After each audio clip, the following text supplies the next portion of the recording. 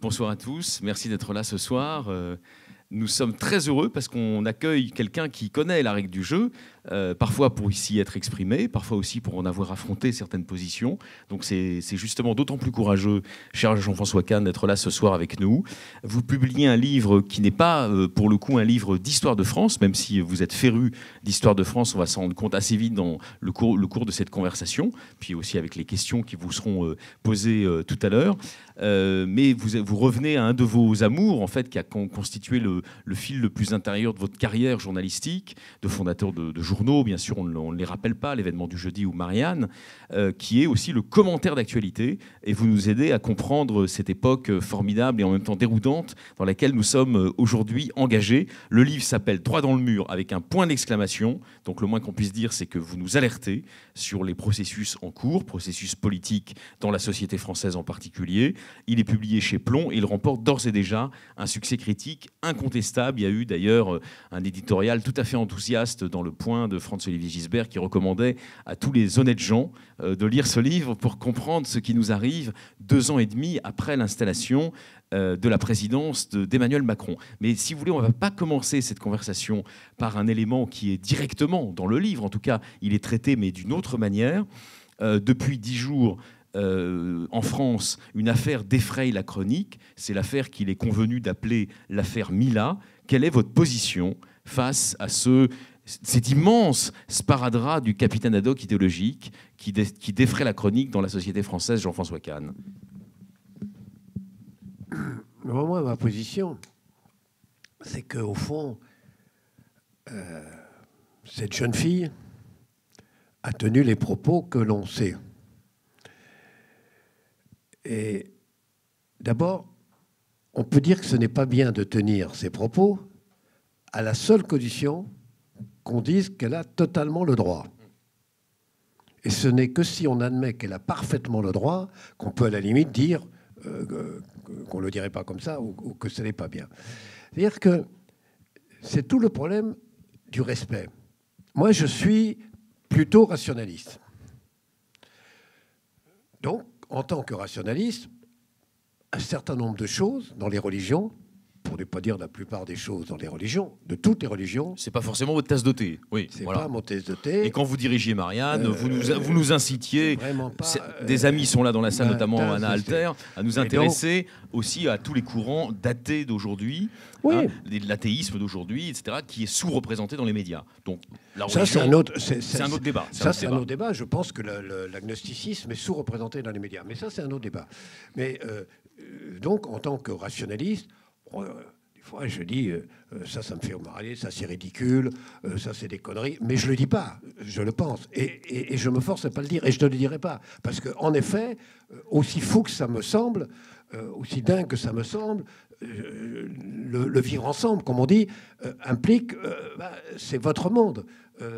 Ce sont des contes ou des légendes qui vous ravissent. Ça fait partie de votre identité. Et puis peut-être aussi, c'est quelque chose d'ancré dans une croyance. Et je le respecte, profondément, je le respecte. Et ça serait inconcevable je répulse, par exemple, l'anticléricalisme agressif. À la seule condition de ce respect, c'est qu'en effet, si à un moment j'en ai marre, si à un moment j'étouffe, je peux toujours étouffer. Si à un moment comment dirais-je, j'ai envie de me marrer, etc., j'ai le droit de dire ce que dit la jeune fille, c'est-à-dire le droit de dire tout ça c'est des conneries. Tout ça c'est des conneries. J'ai le droit de le dire. C'est-à-dire, je ne pense pas qu'il faut sans arrêt avoir une position agressive par rapport à des choses, encore une fois, auxquelles moi je ne crois pas, ou que je trouve ridicules, mais que d'autres, auxquelles les autres croient et ne trouvent pas ridicules. Je ne crois pas du tout qu'il faut avoir des positions systématiquement agressives. Je ne suis pas, par exemple, en ce sens-là, je ne suis pas Charlie. Je ne suis pas Charlie, je suis Charlie au moment de l'attentat, totalement Charlie. Mais je ne suis pas Charlie dans la mesure où le blasphème hebdomadaire, c'est pas mon truc. Et je trouve ça puéril, pour dire la vérité. Je trouve ça absurde, je trouve ça bon. Mais à condition que, de temps en temps, comme défoulement, j'ai le droit au blasphème. Totalement le droit au blasphème.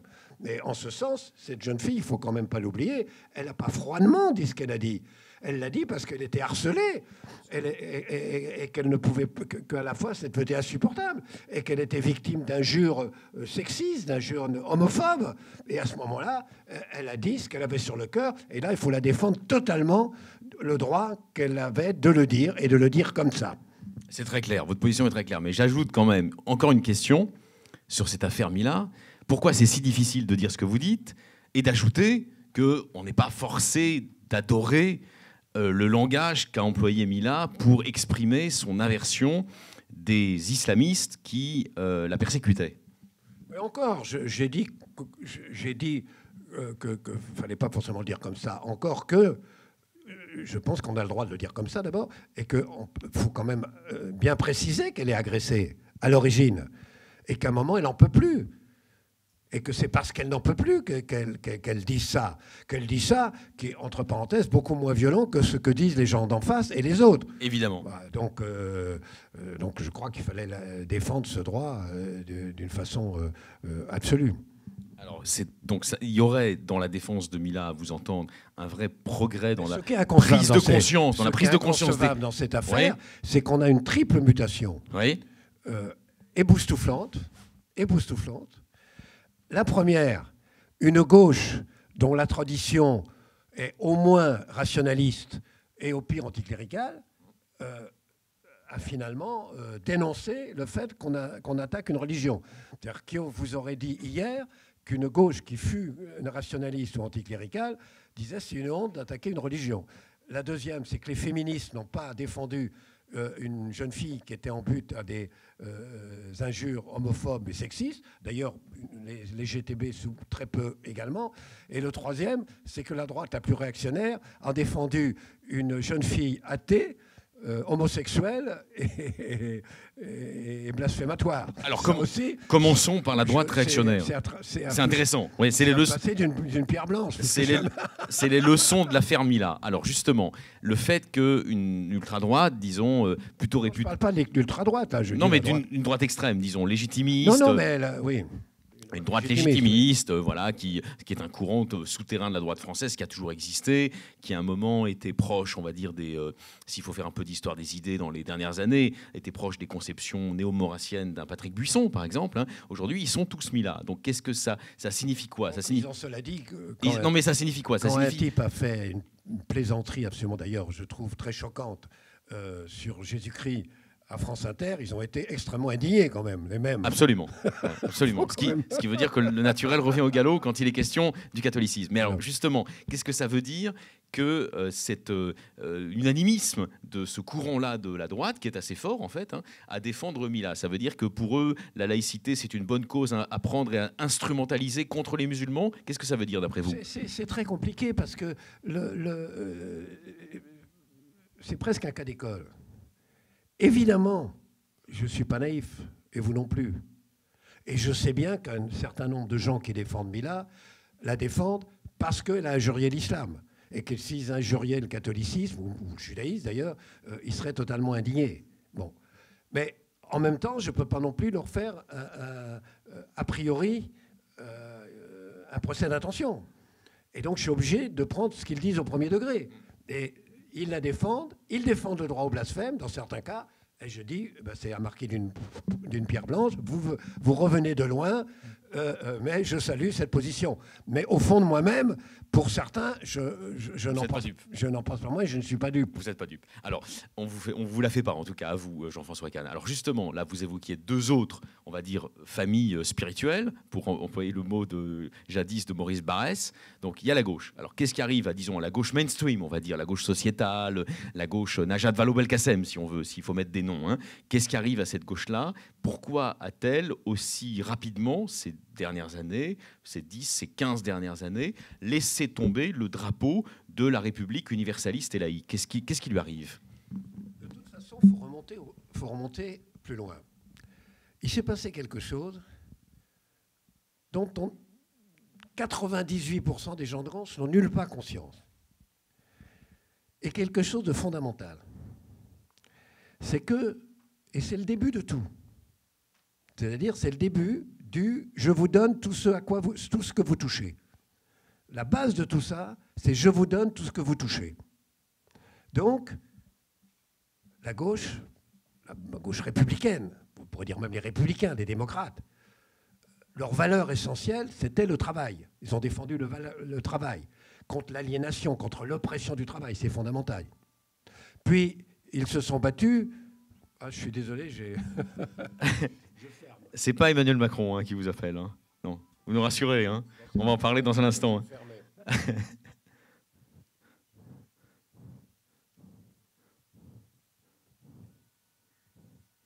Voilà. Et donc... Il défendait le travail. Donc la gauche, traditionnellement, c'est le travaillisme. Bah, c'est ce qu'on appelle le travaillisme. Ensuite, c'est les patriotes, c'est la nation. Il s'appelait d'ailleurs la gauche au moment de 89-92, on disait les patriotes. C'était synonyme patriote et de gauche. Au moment de 70, ils défendent la nation et la commune contre la droite qui va à Coblence, contre la droite qui vote. On l'oublie toujours, mais en 1870, plutôt début 71, il y a eu un vote au Parlement français pour savoir si on acceptait la paix qui donnait à l'Allemagne l'Alsace-Lorraine. Une grande partie de la gauche a voté contre, toute la droite a voté pour qu'on laisse en Allemagne l'Alsace-Lorraine. La droite, soi-disant patriotique. C'était les séquelles des émigrés de Coblence. Voilà. Hein. Et ensuite, elle a été vichiste. Si vous avez vu le film J'accuse, que je trouve un film absolument admirable par certains côtés, il y a un trou dans J'accuse. Un manque, mais ce n'est pas un reproche, il ne pouvait pas tout dire. C'est que l'affaire Dreyfus, le plus extraordinaire dans l'affaire Dreyfus, ce n'est pas Dreyfus, ou plutôt ce n'est pas l'affaire Dreyfus, c'est l'affaire Esterhazy. Parce que si on dit qu'il y a une affaire Marie Bénard, on peut dire est-ce qu'elle est coupable ou est-ce qu'elle n'est pas coupable? C'était une empoisonneuse ou pas une empoisonneuse? Ou une affaire Grégory. En ce qui concerne l'affaire Dreyfus, ce qui fait qu'elle est exemplaire, c'est que non seulement on sait très vite qu'il est innocent, mais on sait qui est coupable. Sans aucun doute, Picard a montré qu'il était coupable. Or, il y a un procès Esterhazy. Et 4 jours avant le procès Esterhazy, donc le vrai traître, le Figaro publie des lettres d'Esterhazy à sa maîtresse. Et dans ces lettres, il dit « Mon rêve, c'est d'être sur un cheval autrichien, le sabre au clair, et de sabrer les Français que je hais, que je déteste, cette France que j'exècre. » C'est écrit 4 jours avant, et non seulement il est acquitté, à l'unanimité du jury, mais les nationalistes qui font la salle l'applaudissent, lui font une standing ovation, le mec qui vient dire qu'il déteste la France et les Français.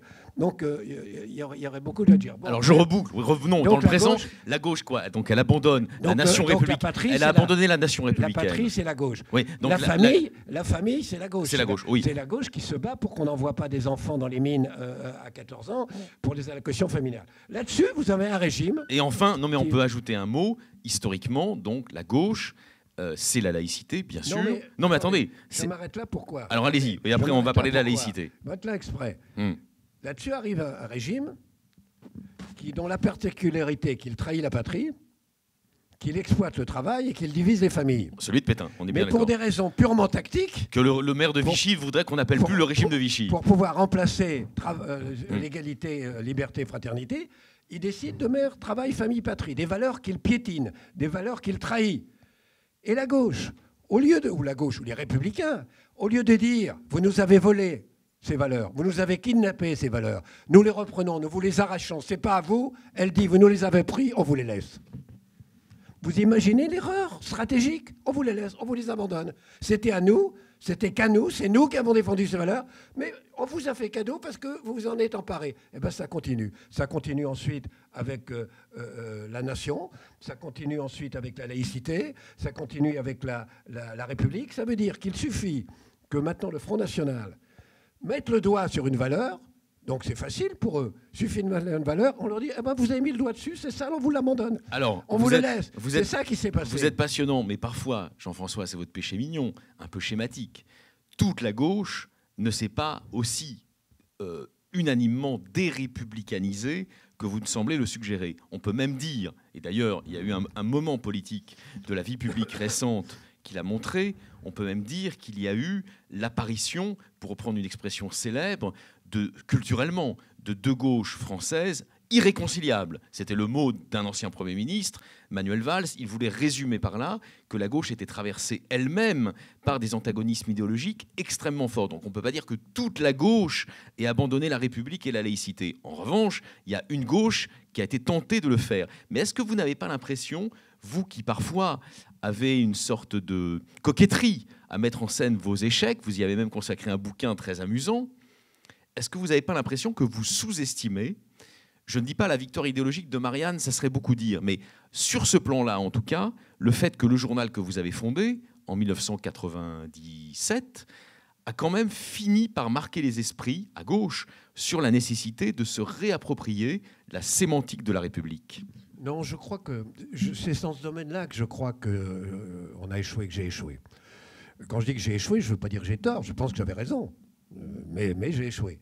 C'est dans ce domaine-là que j'ai échoué. D'abord, parce que mon drame personnel, c'est que beaucoup de gens qui nous ont accompagnés, qui ont été des amis sur cette ligne, qui ont combattu avec nous sur cette ligne, pas tous, un certain nombre de gens, confrontés à la violence adverse, au refus adverse, au mépris adverse, ont fini par basculer de l'autre côté. Vous pensez à qui ? Je ne dirais pas, je ne vais pas dire qui, mais des gens qui m'étaient très chers, qui ont mené ce combat avec nous, mais qui ont basculé. Et naturellement, ça ne nous aide pas. Évidemment, ça ne nous aide pas. Ça, c'est la première chose. La deuxième, c'est qu'évidemment, vous ne trouverez pas quelqu'un de gauche qui dit qu'il répudie la République. Ça n'existe pas. Vous ne trouverez même pas quelqu'un de gauche qui dit ouvertement « je répudie la laïcité ». Mais il faut le voir dans les faits. Et même la France insoumise, qu'il est à juste titre très bon d'interroger sur ses présupposés, ses angles morts, ses hypocrisies et ses abandons. Officiellement, c'est un parti qui se revendique de l'héritage de la République, qui se revendique de Valmy, qui se revendique de la loi de 1905, etc. Qui s'en revendique de moins en moins, mais qui s'en revendique. Ils s'en revendiquent. Mais regardez, en revanche, le discours qui devient de plus en plus dominant, qui devient dominant et contre lequel ne s'insurge pas. Parce qu'une chose est de dire, naturellement, il n'est pas question de dire qu'on n'est pas républicain, on est laïque, etc. Autre chose est de ne pas s'insurger contre des atteintes très profondes à la laïcité et à l'idée républicaine. Regardez ce qui est en train de se généraliser, devenir une banalité. C'est par exemple la rupture avec l'universaliste. L'important, c'est plus des individus en général, membres d'une société en général, du monde en général. C'est est-ce que vous êtes blanc, est-ce que vous êtes noir, est-ce que vous êtes femme, est-ce que vous êtes homme, est-ce que vous êtes homosexuel, comment, etc. C'est-à-dire, il y a un refus de cet universaliste pour retrouver la religion, le sexe, la race, l'habitude, enfin tout, d'une façon obsessionnelle, au point qu'on en arrive. Bien sûr qu'une grande majorité de la gauche jamais n'aurait l'idée de faire des réunions mixtes, non mixtes. Ou des camps décoloniaux. Ça reste quand même des phénomènes, qu'on le veuille ou non, dans la gauche culturelle française, même si ce sont des phénomènes qui prennent de l'ampleur, ils restent quand même très largement minoritaires. C'est ce que j'allais dire. C'est minoritaire. C'est minoritaire. En effet, c'est-à-dire que c'est minoritaire le fait de faire des réunions non mixtes où il n'y a pas d'hommes, où il n'y a pas d'hommes, ou avec des noirs sans blancs, ou avec des musulmans, etc. C'est minoritaire. Mais ce qui est majoritaire, c'est le fait de ne pas le dénoncer. C'est très minoritaire le dénoncer. Vous avez des journaux de gauche qui sont des phares de la presse de gauche, où vous n'avez pas une ligne pour dénoncer ça, jusqu'à présent. Pas une ligne. Alors, ils ne disent pas que c'est bien, mais pas une ligne pour dénoncer ça. Et ça et beaucoup d'autres choses. Alors, c'est quoi le tabou ? C'est quoi le tabou qui... Bien sûr, mais c'est quoi le tabou qui pèse sur la plume de ces journalistes auxquels vous pensez ? Par exemple, de Libération. C'est le tabou, c'est quoi ? C'est l'idée qu'on ne peut pas critiquer les dominés lorsqu'ils dérapent sur le plan idéologique, lorsqu'ils vont vers des comportements obscurantistes. Il faut faire preuve à leur égard d'une mansuétude particulière. C'est quoi ? Il y a beaucoup de choses. Il y a d'abord... le fait, alors sur le plan médiatique, il y a le fait que dans beaucoup de journaux, vous avez une base jeune, très jeune, qui adhère à ce type de sensibilité, qui est très sensible à ce courant-là. Ça joue beaucoup. Moi, j'ai beaucoup de directeurs de journaux de gauche, qui me disent que c'est un problème pour eux. C'est vraiment à gérer. Vous avez le fait, mal compris, que dans la situation électorale où est la gauche, de défaite totale, Parce que c'est quand même quelque chose d'incroyable. C'est pas la première fois que la gauche, ou la gauche au sens large, la gauche républicaine, a une défaite électorale. J'en ai connu beaucoup. Mais jamais, dans toute son histoire et dans toute l'histoire, non seulement de la République, pas simplement de la République, la gauche est arrivée à des scores aussi bas. Même sous Louis-Philippe, même sous Napoléon III, on n'était pas arrivé à un score à ce point bas. Or, on pourrait dire, ouais, mais c'est normal, elle a contre elle la propagande, elle a contre elle des forces terribles. Mais attendez, elle est arrivée à ce score. Ça, ce sont des thèses qui séduisent aussi une partie de la base journalistique que vous décrivez. Hein. Comment ? Non, mais l'idée qu'il y aurait une sorte de conjonction des forces du capital et de la bien-pensance pour affaiblir définitivement la gauche historique. Mais ça, je ne pense pas ça. Non, je n'ai pas dit ça, mais ça, ce sont des thèses à la mode. Ah non, d'habitude, c'est ce que la gauche disait. Mais elle le disait, et elle avait en partie raison, quelquefois. Moi, j'ai connu en effet une période où la pression de la presse de droite, la presse réactionnaire, était très forte à la radio, à la télé, tout ça était bien. Mais ce n'est pas vrai aujourd'hui. Aujourd'hui, la gauche, médiatiquement, a une force très importante, les associations très importantes, elle est très Vous êtes sûr que c'est pas vrai ? Elle est très importante dans le domaine. Vous êtes sûr que c'est pas vrai ? Ah, aujourd'hui ? Non, mais la mise en scène spectaculaire, télévisuelle spectaculaire de la question identitaire, c'est pas un fantasme de gauchiste, c'est une réalité quotidienne dans les médias. Vous savez très bien que pour faire de l'audience, on identitarise beaucoup de débats. Et il y a... Regardez, prenons un exemple. Tout le monde l'a à l'esprit, à la règle du jeu. Le fait que Vincent Bolloré installe en prime time tous les jours dans sa télévision, puisqu'il la gère quand même plus en direct qu'on ne le dit, un homme qui est marqué, on va dire, par l'idéologie maurassienne, si on veut faire rapide, ou néo-maurassienne comme Éric Zemmour, ça n'a pas simplement une signification en termes de recherche de buzz, ça témoigne aussi d'une orientation idéologique profonde, d'un choix idéologique profond. Non, mais à partir du moment... Donc Éric Zemmour, c'est la vedette de cette chaîne. À partir du moment où on assiste aujourd'hui à ce déclin de la gauche électorale, mais à cet affaissement, pour la raison qu'on a dit, idéologique d'une grande fraction de la gauche aussi. Cela a contrepartie, en effet, et je dirais, et l'affaissement aussi de la droite libérale et modérée, en contrepartie, cela a comme conséquence une montée, comme avant-guerre, de la droite réactionnaire, de la droite maurassienne. Mais la radio Zemmour n'est pas une radio, n'est pas une télévision majoritaire. À la limite, les Gilets jaunes ont eu plus de moyens de s'exprimer que cela. À ce qui concerne d'ailleurs, puisque vous parlez de Zemmour, ce qui est extraordinaire, ce qui est quand même extraordinaire, c'est que Zemmour a écrit un livre, le dernier livre qu'il a écrit, hein, dont le titre est le même que le dernier livre qu'a écrit Jacques Doriot. Le même titre. Destin français.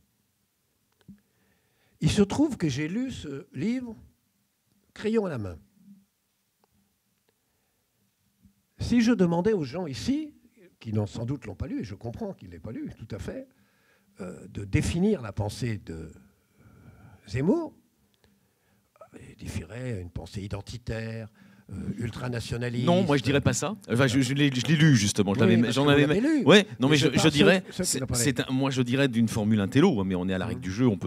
C'est un anti-élitisme systématisé et radicalisé. Alors on sait ça, mais c'est autre chose. D'un bout à l'autre, c'est une haine de la France. Une haine paranoïaque de la France. De la France républicaine. De la France républicaine, c'est-à-dire depuis 1789, la France s'effondre, la France n'est plus qu'un ramassis de racailles, c'est-à-dire la haine de la République, c'est une haine mais obsessionnelle d'un bout à l'autre de la République, c'est une haine d'un bout à l'autre de la laïcité. À ceci près qu'il n'emploie pas le mot la gueuse, mais il y pense. Comment ? Il dit pas la gueuse, mais il pense à la gueuse. Non, mais il le dit presque. Il le dit presque. Écoutez, il dit par exemple qu'on a raté la Renaissance française, on l'a raté. Pourquoi on l'a raté ? Parce que après la chute de Napoléon III, il y avait une possibilité de rétablir la monarchie. Alors on a appris dans les écoles qu'on n'a pas réussi à rétablir la monarchie parce que le prétendant voulait absolument garder le drapeau blanc. C'est ça qu'on apprend dans les écoles, et que ce n'était pas possible. Lui, il dit d'abord c'est un drame. C'est un drame parce que la République, c'est horrible. La République, c'est la décadence. Donc, il fallait rétablir la monarchie. On a raté l'occasion. Mais pourquoi il n'a pas accepté ? Parce qu'il a compris que la France n'était pas sauvable. Absolument. Que la France, dans l'état de déliquescence où elle est, et où elle est restée, et où elle est encore aujourd'hui, n'est plus sauvable. Mais alors, justement, pourquoi je dis ça? Mais attendez, ouais, pourquoi allez-y. je dis ça? Parce que vous avez lu qu'il a dit ça? On reste dans le schéma. Ah, c'est une droite identitaire, etc. Mais vous avez lu quelque part que c'est une haine de la République, une haine de la laïcité, une haine de la démocratie, une haine de la philosophie des Lumières, une haine de la France. Ceux qui défendent Zemmour, en particulier dans certains journaux, c'est les mêmes qui disent République, République, laïcité, laïcité, philosophie des Lumières, philosophie des Lumières. Jean-François, le scandale, il est là. Non, mais Jean-François, on est au cœur, vous pointez à juste titre quelque chose de scandaleux, en tout cas de très ennuyeux sur le plan du rapport à la vérité du débat public. Mais justement, à force de taper sur la gauche, ce que vous faites parfois, est-ce que vous n'avez pas le sentiment qu'au fond, vous favorisez cette amnésie et ce mouvement global, ce pivotement global de la sensibilité publique vers une droite de plus en plus anti-républicaine? Parce que la vie publique, qu'on le veuille ou non, je suis désolé, c'est une mécanique. C'est une mécanique avec des vases communicants. Donc si effectivement on déploie comme un certain nombre de membres de la républicanosphère, on déploie toute son énergie pour taper sur une gauche exsangue, pour tirer sur l'ambulance qu'est la gauche, ou ce grand cadavre à la renverse qu'est la gauche française aujourd'hui, eh bien on fortifie par contre-coup, en quelque sorte, la droite la plus éhontément réactionnaire qui refait surface. Non, mais moi, je ne tape pas sur la gauche, d'une certaine manière. C'est le contraire. D'ailleurs, dans ce livre, je publie un article que le Figaro a refusé, parce que on va y venir, oui. Il s'adressait forcément aux clientèles du Figaro, où je dis, vous savez, vous avez toute une fraction de la droite qui est en train de devenir stalinienne. Nous assistons à la naissance de quelque chose, d'un monstre qui est le stalinisme de droite. À quoi ils m'ont répondu, vous pensez bien qu'on ne peut pas passer ça. Ils ne l'ont pas passé, je le publie. Non, mon problème n'est pas de taper sur la gauche, ça n'a pas de sens. C'est de dire, je le répète, attendez, il faut regarder les choses en face. C'est-à-dire, jamais, je le répète, ce n'est pas simplement un défaite électoral, c'est que jamais dans toute l'histoire, même, et pas seulement de la République, on a vu une gauche qui est arrivé à un niveau aussi bas. Et il faut. Or, quand on est. Prenons l'exemple, par exemple, du candidat socialiste. Type, il a la présidence, il a le Parlement, il a les régions, il a les départements. C'est lui qui a le plus d'argent parce que c'est le parti majoritaire sortant. Il a plein d'intellectuels autour de lui. Et il fait quoi? Mais vous ne l'auriez jamais pensé dans 20 ans. Je vous aurais dit ça, vous pensiez que j'étais fou. 6%, 6%. Normalement, le lendemain, tous ces gens se réunissent. Ils disent, mais attendez, quelle erreur on a fait? Puisque mon livre, c'est sur l'erreur. Quelle erreur on a fait? Comment on en est arrivé? Comment on est là? Comment c'est possible? Analysons. Passons 8 jours, 10 jours pour analyser l'erreur. Non seulement ils ne l'ont pas fait, mais ils ont été encore plus arrogants qu'avant et c'est eux qui ont donné leçon à tout le monde. Là, il y a un moment, vous dites, c'est incroyable, c'est pas possible. Et donc, si vous voulez que renaisse une force républicaine, une force démocratique qui puisse de nouveau faire pièce aux dangers réactionnaires ou aux dangers néofascistes, il faut forcément totalement reconstruire cela et surtout regarder en face un certain nombre d'erreurs qui ont été commises et de dérives qu'on a acceptées. Alors justement, on va y venir parce que ça, c'est un des cœurs du livre, un des cœurs irradiants du livre. On peut dire on sait que grâce à Denis Oliven, qui a une préférence française pour le chômage, c'était le titre de sa note célèbre, vous, au fond, vous interrogez sur une autre préférence française, c'est la préférence française pour l'aveuglement. Bon, donc il y a deux aveuglements aujourd'hui qui se font face, une double tenaille, les néo-staliniens d'un côté et les néofascistes de l'autre. Et au milieu, il y a une nouvelle force qui ressemble un peu d'ailleurs à la troisième force de la 4e République, vous l'évoquez à un moment, qui est le macronisme, la majorité présidentielle. Vous la soutenez, vous continuez à la soutenir sans embâge et sans vous cacher derrière votre petit doigt. Macron ? Oui, moi sans vous cacher derrière votre petit doigt. Je ne soutiens pas Macron. Si je soutenais Macron... Mais vous soutenez la force centriste. Non, mais si. Vous soutenez la force centriste qui est aujourd'hui au cœur du paysage politique français. Si, quand même. Et il n'y a pas à en rougir. Vous les soutenez. Mais vous les soutenez justement... Non, mais vous les soutenez avec vous allez nous détailler ça, avec l'idée qu'au fond... J'interprète ce que vous écrivez. Avec l'idée qu'au fond, aujourd'hui, avec tous les défauts qui sont les leurs, ils incarnent justement ce pôle républicain de résistance aux extrémismes. Non, moi je ne pense pas. D'abord, donc j'ai voulu vous enrôler trop vite alors. D'abord, je pense qu'on ne peut pas se résoudre forcément condamné aux élections à un duel Macron-Marine Le Pen. Si j'étais macroniste, je considérais que c'est très bien. D'abord parce qu'en plus, je pense que être condamné à face-à-face électoral entre néofascistes et néocentristes, c'est une décadence formidable par rapport à l'histoire de la République. Donc je ne souhaite pas ça. Mais en plus, je pense que ce face-à-face peut déboucher sur une victoire du néofascisme et de Marine Le Pen. J'étais récemment à Nîmes, où je dédicaçais ce livre. J'ai rencontré peut-être 200 personnes avec qui j'ai discuté en 2 jours et demi, en 3 jours. Vous n'imaginez pas le nombre de gens, soit électeurs de gauche, qui m'ont dit que si c'était Macron-Le Pen, ils s'abstiendraient. Très bien. Mais surtout, le nombre de gens gauche radicale, aux gens qui ont été votés communistes ou insoumis, etc., et qui me disent qu'ils voteraient Le Pen. Je sais, vous m'en avez parlé. Et par ailleurs, vous êtes quand même effrayé de cette perspective. Hein. Oui, c'est un vrai problème. Et tout à l'heure, vous m'avez dit, vous voyez d'un côté des néofascistes et des néostaliniens. Attendez, tout à l'heure, on m'avait dit que j'étais simpliste. Alors là, c'est plus du simplisme. Je vous rappelle que c'est quand même le titre qu'on a choisi ce soir. Oui, mais absolument, je crois. Je ne dis pas qu'il y a une gauche néostalinienne et une droite néofasciste. Je pense qu'aujourd'hui, d'un côté, on a la renaissance à gauche, mais ce n'est pas toute la gauche de très loin, la renaissance à gauche de quelque chose on le voit bien dans le langage, dans la violence, dans le sectarisme, quelque chose qui est une forme moderne de néo-stalinisme, et qu'on a à droite, d'une façon très claire, une forme modèle du néofascisme. Je voudrais dire d'ailleurs sur ce plan-là, le néofascisme, ce n'est pas l'extrême droite. Pourquoi j'insiste sur ce concept de néofascisme ? On va aller très vite. L'extrême droite, c'est le légitimisme français. Aujourd'hui, il y a une figure qui émerge qui la représenterait potentiellement, c'est Marion Maréchal. Et en revanche, le fascisme, aujourd'hui, pour vous, en tout cas, il s'incarne dans le discours apparemment lisse et recentré de Marine Le Pen. C'est-à-dire, le fascisme, c'est né dans les 1922, congrès fasciste, fondé constitutif du parti fasciste. Dans le congrès constitutif du parti fasciste, vous avez des réactionnaires, des nationalistes ultras, des royalistes, des antirépublicains, vous avez des anarchistes d'extrême gauche, et vous avez des anarcho-syndicalistes, et vous avez des représentants de la gauche révolutionnaire, dont Mussolini lui-même venait, parce qu'il représentait l'extrême gauche socialiste. C'est ça la spécificité du fascisme.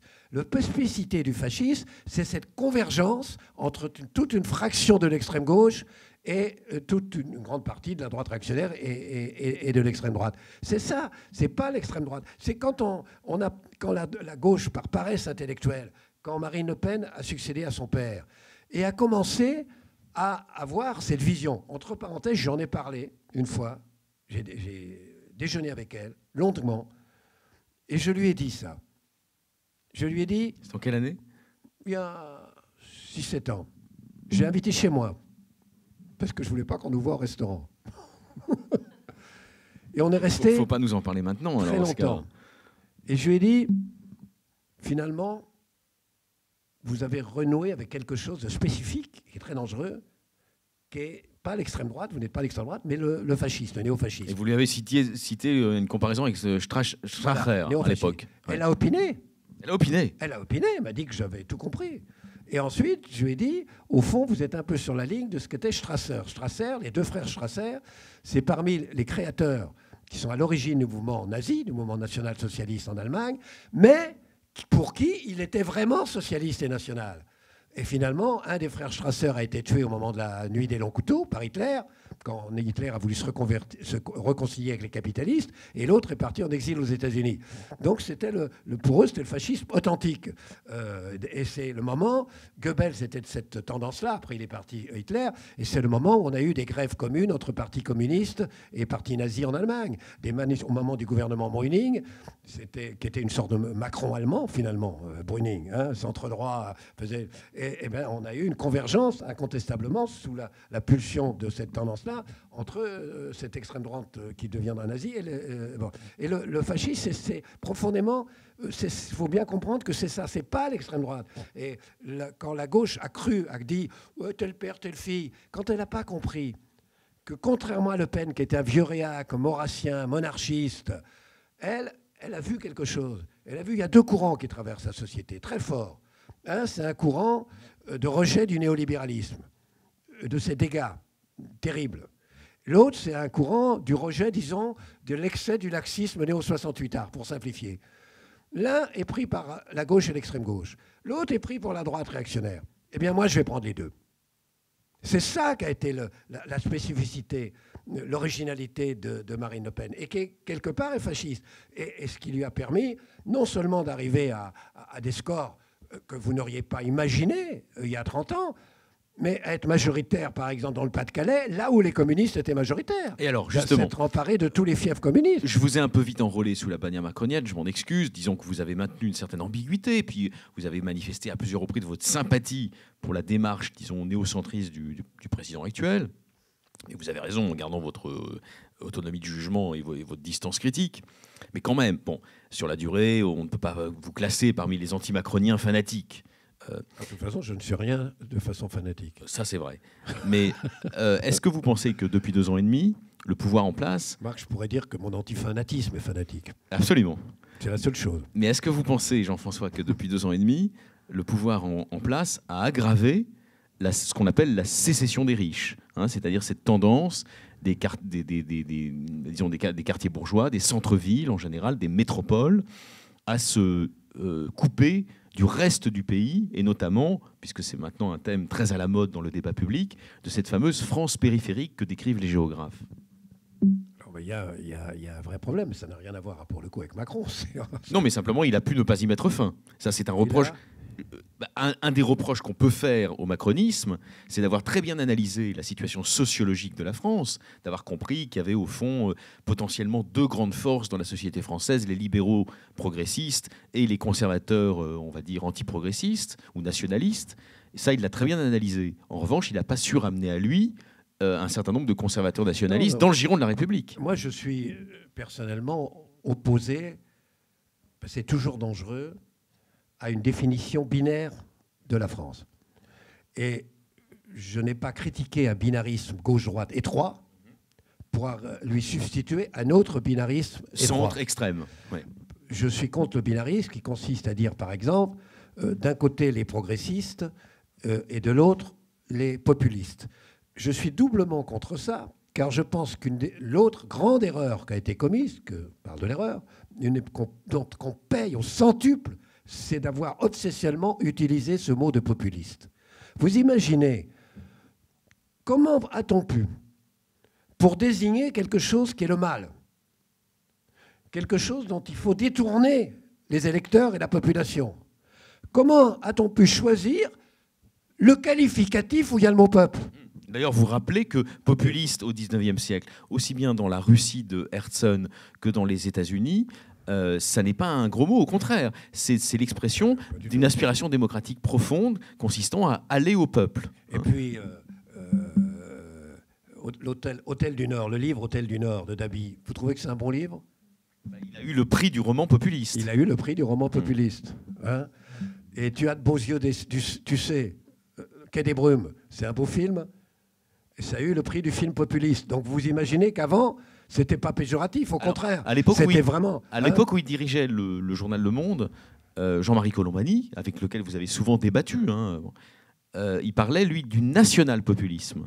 Pour faire un peu peur dans les chaumières. C'est pas compris. Vinocq employait ce mot, mais même ça, c'est pas compris. Fallait pas. Si on veut parler de démagogie, il faut dire démagogie. Démagogie. Ça parle. Si c'est des aventuriers, on dit des aventuriers. Si c'est des réactionnaires, c'est des réactionnaires. Et si c'est des néofascistes, il faut dire néofascistes. Et c'est pour ça que j'emploie néofasciste. Pour désigner, en effet, cette espèce de convergence extrême droite, extrême gauche. Je vais même vous dire, attendez, je vais même vous dire quelque chose. Je crois que je vous l'ai déjà dit. Je vais même vous dire quelque chose. Si on n'a pas garde. Ce sur quoi surfe ce néofascisme est potentiellement majoritaire. Pourquoi il est potentiellement majoritaire ? Parce qu'il surfe sur 3 segments. L'un, c'est le rejet du capitalisme financier, la spéculation, les riches, etc. C'est majoritaire. L'autre, c'est le rejet de l'Europe dans ce cas-là de plus contraignant, plus énervant, et le rejet des migrations de masse et des flux migratoires. C'est majoritaire. Le troisième, c'est le rejet de la sécurité contre le crime, contre la délinquance, contre la civilité. C'est forcément majoritaire. Et le quatrième, c'est contre les excès, comme j'ai dit tout à l'heure, sociétaux de l'esprit 68 art. C'est majoritaire. Donc, le néofascisme, ce néofascisme-là, et c'est bien pour ça qu'il gagne des élections partout, est potentiellement majoritaire. La seule façon qu'il soit pas majoritaire, c'est de l'appeler par son nom. C'est-à-dire, si vous dites aux gens que c'est le néofascisme, peut-être qu'ils vont réfléchir. Alors, mais si vous appelez ça le nationalisme, le populisme, dire non seulement il est tout ça, mais en plus c'est le peuple. Et ils comprennent populaire. Vous imaginez l'erreur? Donc, ne pas se tromper sur mal nommer les choses, disait Camus, c'est ajouter au malheur du monde. Donc là, ça serait ajouter au malheur de la France de mal nommer ce phénomène, admettons. Et peut-être qu'une autre erreur aussi à ne pas commettre serait d'éviter, autant que faire se peut, de définir l'enjeu des principaux scrutins à venir comme étant avant tout de faire échec à cette partie de la population qui se sent en révolte. Voilà. Et au fond, ce que vous préconisez, et c'est parmi les pages les plus intéressantes du livre, c'est que les républicains authentiques sachent métaboliser la colère populaire pour la rendre politiquement utilisable. Et jusqu'à maintenant, c'est vrai que force est de constater que depuis que cette vague, disons, démagogique balaye les démocraties, les principaux ténors des partis démocratiques, gauche modérée, droite modérée, n'ont pas su métaboliser la colère populaire. Ils l'affrontent, mais ils n'arrivent pas à la récupérer. Alors, vous avez, c'est évident, ça, c'est fondamental. D'abord, je vous ai dit tout à l'heure qu'il faut se méfier du binarisme. Je vous ai dit, il y a un autre binariste qui est également contre-productif. C'est celui qui dit les progressistes et les autres, les nationalistes. Bon. Parce que le progressiste, ça veut dire quoi? Ça veut dire quel que soit le progrès, on est pour. Mais il y a plein de gens qui sont contre des formes de progrès. Alors Macron, d'ailleurs, si on parle de Macron, parce que c'est intéressant. Définir comme progressiste. Nous avons les progressistes et les conservateurs.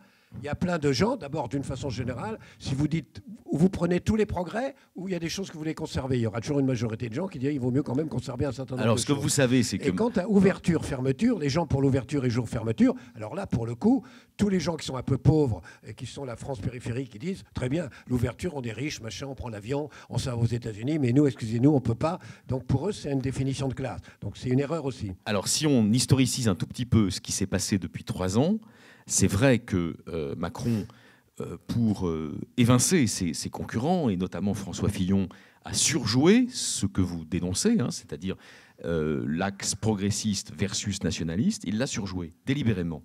Dans son livre de campagne, notamment, qui s'appelait Révolution, c'était surjoué. Force est de constater que dans l'exercice du pouvoir, il est revenu à quelque chose en réalité de plus traditionnel. C'est-à-dire qu'on voit bien qu'il récupère certains éléments de la tradition républicaine française la plus conservatrice. Il a même tendu la main au début de sa présidence à quelqu'un comme Philippe de Villiers, qui n'est pas spécialement un monstre de progressisme sociétal. Il a aussi parlé dans Le Point de l'héroïsme républicain. Il a pris soin de rendre un hommage appuyé à la figure tutélaire du républicanisme conservateur, qui est Georges Clemenceau. Donc, c'est pas non plus, si vous voulez, c'est pas un agité du bocal progressiste, Macron. C'est d'autant plus une erreur que d'employer le mot. Justement, d'après ce que vous dites. Mais ça, c'est pas une conversion. Moi, je le connais pas personnellement, sauf que j'ai fait un débat avec lui, un très long débat de 3 heures. Qui avait été organisé par Marianne quand j'y travaillais, d'ailleurs. Ouais. Et je me souviens très bien, c'était donc avant qu'il soit élu, et je me souviens très bien qu'il portait un certain nombre de choses de ce type, en particulier sur le plan historique. D'ailleurs, une des premières choses qu'il a fait, je vous signale, c'est d'avoir été à la fête d'aller au Puy du Fou. C'est pas d'un progressisme achevé. Et ben voilà, il s'est fait adouber en quelque sorte par Philippe de Villiers. Jeanne d'Arc. Le problème du centrisme de Macron, c'est qu'il est structurellement minoritaire pour la raison inverse de ce qu'on a dit sur Marine Le Pen. C'est qu'en quoi il est centriste, c'est qu'il est de gauche sur le plan sociétal et il est de droite sur le plan économique. Or, les Français sont de gauche sur le plan économique et ils sont de droite sur le plan sociétal. C'est-à-dire que c'est exactement l'inverse. C'est tout son problème. Tout le drame du macronisme, c'est ça. C'est que les Français sont pour rejeter le binarisme gauche-droite. Mais eux, ils le rejettent à l'envers. Ils rejettent le côté libéral économique de la droite et rejettent le côté social de la gauche. Et donc, il est structurellement... Ça ne veut pas dire qu'il a tort, ça, je ne juge pas sur le fond, mais je constate qu'il est minoritaire. Cela dit, pour poser à votre question d'origine, il est évident que si on vous disputez au néofascisme cette force, il faut prendre conscience que si on ne le fait pas, si on le laisse aller, il est potentiellement majoritaire. Encore une fois, il faut en prendre conscience. Et il faut lui disputer tout. C'est pour ça que je dis qu'il fallait disputer le travail, il fallait disputer la famille, il fallait disputer la patrie, il fallait disputer la nation, il fallait tout disputer. Mais il faut aussi aujourd'hui lui opposer une façon d'aborder franchement le problème de l'immigration. La droite, c'est s'y prendre maintenant. D'aborder franchement le problème de la sécurité. Alors, non, mais entrons dans les détails. Vous ne pouvez pas laisser à une force politique, en effet néofasciste, le monopole de l'abord de la question de la migration, qu'elle aborde d'une façon scandaleuse, mais elle l'aborde, ou du problème de l'insécurité, qu'elle aborde de façon excessive, mais qu'elle aborde. C'est évident qu'il faut s'emparer de ces questions. Sans quoi c'est foutu. Alors, est-ce que la droite... Surtout les migrations, parce que là, encore l'insécurité, surtout les migrations, parce qu'il faut quand même dire des choses comme ça, on ment complètement. C'est-à-dire enfin, vous savez très la réalité, la situation aujourd'hui de la France par rapport au flux migratoire n'est pas ce qu'on écrit dans Le Monde ou ce qu'on écrit dans Libération, etc. C'est-à-dire le flux est beaucoup plus important. Vraiment bien sûr, enfin plus important qu'il ne le disait jusqu'à présent. La ghettoisation est beaucoup plus importante. Ça, c'est autre chose.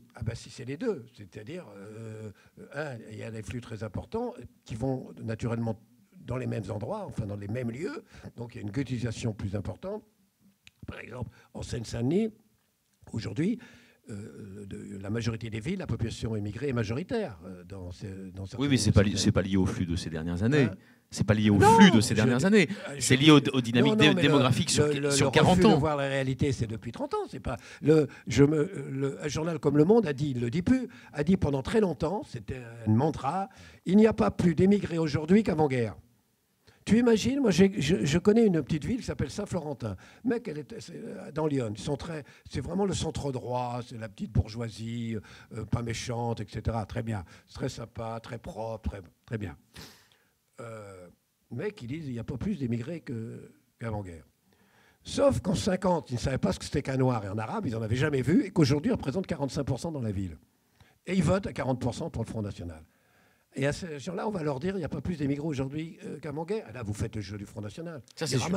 Ils ramassent quand vous dites ça. Il faut regarder les choses. C'est-à-dire, il faut regarder les erreurs en face pour les corriger, et il faut regarder la réalité en face, même si elle dérange, pour la corriger. C'est aussi bête que ça. Alors, Droit dans le mur, c'est votre livre. Il est passionnant. On est en train de le décrypter et puis de faire quelques excursus en dehors du livre dans l'actualité. La droite essaye de se reconstruire aujourd'hui en France. Elle essaye de trouver justement un espace républicain, modéré, entre le macronisme, qu'elle rejette, et le lepénisme, qu'elle aborde. Est-ce qu'il y a des ténors de la droite émergents qui, d'après vous, s'y prennent plutôt bien? Moi, je pense que le maire de Troyes... François Barouin, sans doute, serait le plus adéquat. Pour le coup, c'est vraiment une droite... Parce que c'est quoi? C'est le chiraquisme historique? Oui, c'est une droite modérée chiracienne. Enfin, il y a le meilleur du gaullisme, et c'est vraiment une droite modérée. Et Xavier Bertrand, il n'est pas plus populaire, justement? Je connais moins Xavier Bertrand. Xavier, je ne le connais pas personnellement. D'abord, ça reste entre nous, mais il me semble moins intelligent que... Ne le dites pas à la règle du jeu, c'est filmé. C'est filmé. Après, ça... Et alors, dans les Hauts-de-France, il défie quand même. Mais il défie le Rassemblement national sur son terrain. Il a fait preuve de sens de... De toute façon, on ne peut réussir en politique que si on a le sens de l'acte. Il n'y a pas d'exemple de quelqu'un qui, à un moment, n'a pas franchi le Rubicon. C'est ce que disait Pasqua, il y a des gens qui arrivent au Rubicon, mais ils s'arrêtent sur la rive et ils pêchent. Le plus grand exemple, c'était Jacques Delors en 1994. Voilà. Chirac a franchi le Rubicon, a eu le sens de l'acte. Mitterrand a eu le sens de l'acte. Macron a eu le sens de l'acte. Il faut avoir le sens de l'acte. Et en l'occurrence, Bertrand, qui a un problème, il faut qu'il se fasse un nom. Parce que quand on s'appelle Bertrand, c'est très difficile, tout le monde croit que c'est un prénom. C'est mieux de s'appeler Kahn. Donc, mais il faut qu'il se... Bon. Lui, il aura un problème avec l'extrême droite, pour le coup, parce que, comme vous le savez, il a été élu par la gauche contre l'extrême droite. Bon. Mais bon, c'est un candidat possible. Le Valérie meilleur, Pécresse, c'est Baroin, mais Valérie Pécresse. Comment ? Valérie Pécresse, elle a un potentiel. Moi, j'aime bien Valérie Pécresse. La fille, elle est pas mal, mais je pense qu'elle. Le problème, c'est qu'il faut qu'on réponde. C'est pas notre avis qu'on demande. C'est pas que ça me plaise ou pas. Je peux détester, vous dire que c'est un très bon candidat. J'avais plutôt de la sympathie pour Juppé. Je n'ai jamais cru à Juppé. C'est pas du tout l'ADN de la droite. J'étais convaincu qu'il n'y avait aucune chance que la droite fasse de Juppé. Et Jean-François Copé peut espérer revenir éventuellement. Non, absolument pas. Pourquoi ? Non, pour l'instant, c'est sans doute Baroin, mais Baroin, il peut renoncer. Je crois qu'il y a un côté velléitaire chez lui. Il y a un côté tentation de Venise. Oui, s'il voit des sondages qu'il met à 15, à 16, il dit pourquoi aller m'emmerder pour perdre. Enfin, je veux dire, voilà. Alors que Bertrand ira. Alors, sur le plan idéologique, ça c'est sûr que quand on les fréquente un peu, ces ténors-là, ils se sont complètement débuissonnisés. C'est-à-dire la fascination pour le conseiller Patrick Buisson que Nicolas Sarkozy avait pu éprouver, pour eux, c'est fini. Il n'y a pas que moi. Non, mais c'est clairement fini pour eux. Non, mais il n'y a pas que moi pour le téléphone. C'est clairement fini. Quelles peuvent être les références doctrinales de la droite aujourd'hui dans sa reconstruction, justement ? Sur quoi elle doit mettre l'accent ? Écoutez, moi, je veux bien vous répondre, mais très sincèrement, je m'en fous. Ça m'intéresserait.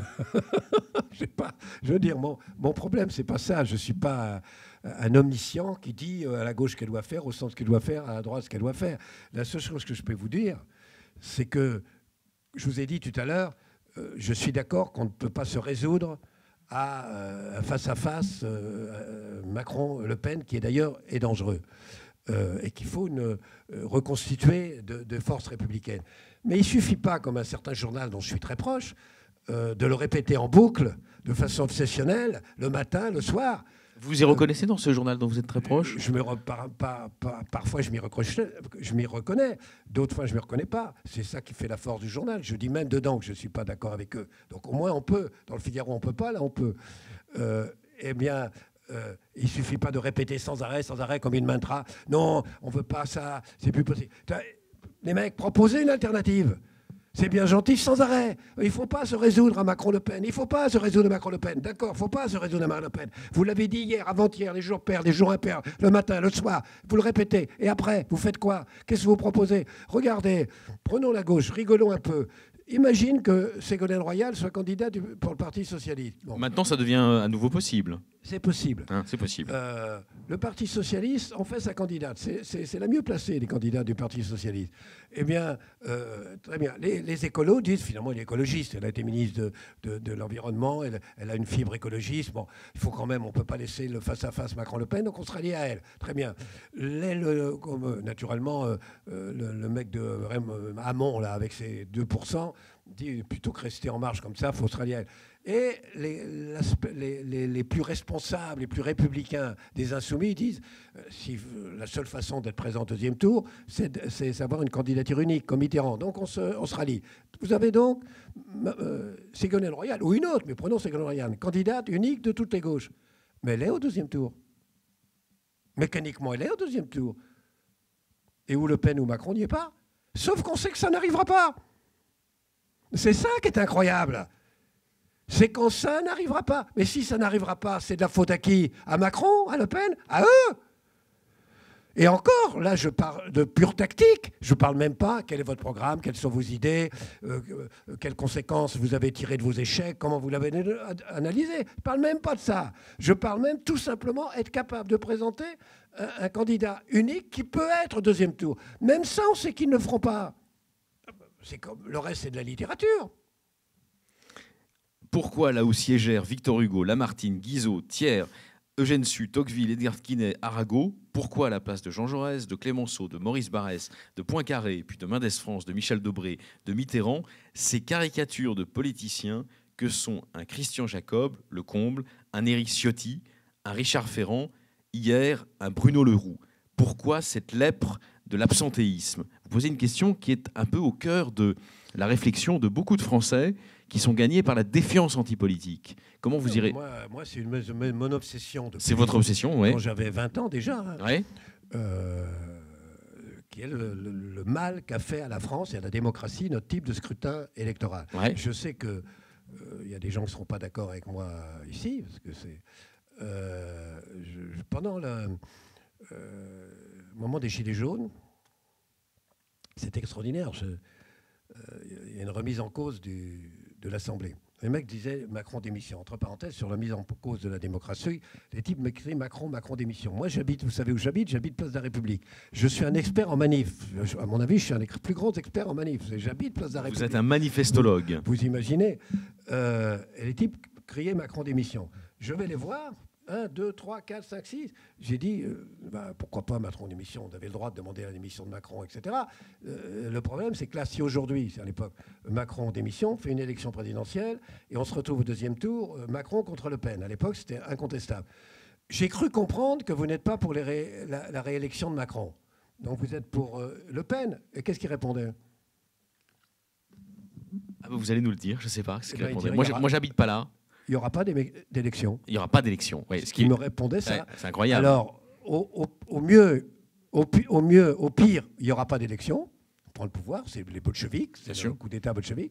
Au mieux, on fera un gouvernement provisoire de Gilets jaunes et c'est lui qui organisera les élections. Alors, vous voyez ce que ça veut dire. Bon. Mais pour le scrutin, permettez-moi quand même de dire, personnellement, je trouve ça, le fait qu'on ait aujourd'hui un Parlement avec 60%, enfin 62% de députés macronistes, avec les gens de Bayrou, 60%, alors qu'au mieux, il est à 28% dans le pays, et que bon,